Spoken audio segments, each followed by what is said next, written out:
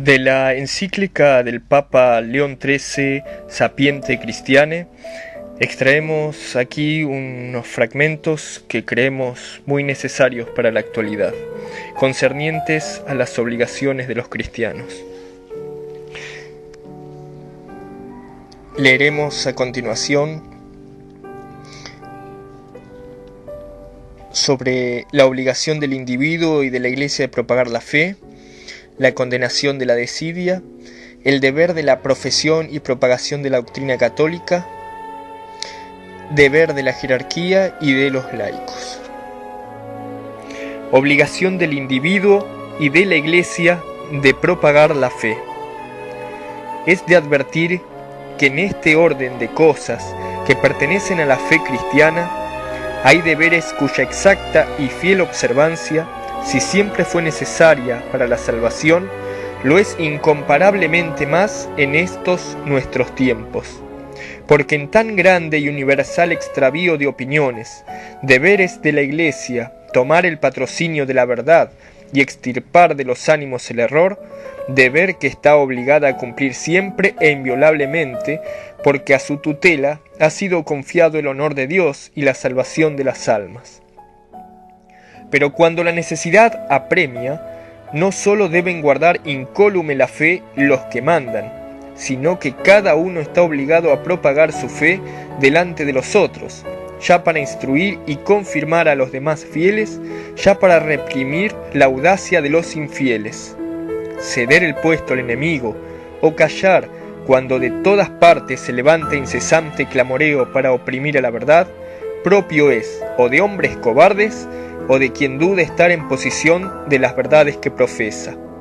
Uno y otro es vergonzoso e injurioso a Dios, uno y otro contrario a la salvación del individuo y de la sociedad, provechoso únicamente para los enemigos del nombre cristiano, porque la cobardía de los buenos fomenta la audacia de los malos. Condenación de la desidia. Y tanto más se ha de vituperar la desidia de los cristianos, cuanto que se pueden desvanecer las falsas acusaciones y refutar las opiniones erróneas, ordinariamente con poco trabajo y con alguno mayor siempre. Finalmente, a todos es dado oponer y mostrar aquella fortaleza que es propia de los cristianos, y con la cual no raras veces se quebrantan los bríos de los adversarios y se desbaratan sus planes. Fuera de que el cristiano ha nacido para la lucha, y cuanto ésta es más encarnizada, tanto con el auxilio de Dios es más segura la victoria. Confiad, yo vencí al mundo. Y no ponga a nadie que Jesucristo, conservador y defensor de la Iglesia, de ningún modo necesita del auxilio humano, porque no por falta de fuerza, sino por la grandeza de su bondad, quiere que pongamos alguna cooperación para obtener y alcanzar los frutos de la salvación que Él nos ha granjeado. El deber de la profesión y propagación de la doctrina católica.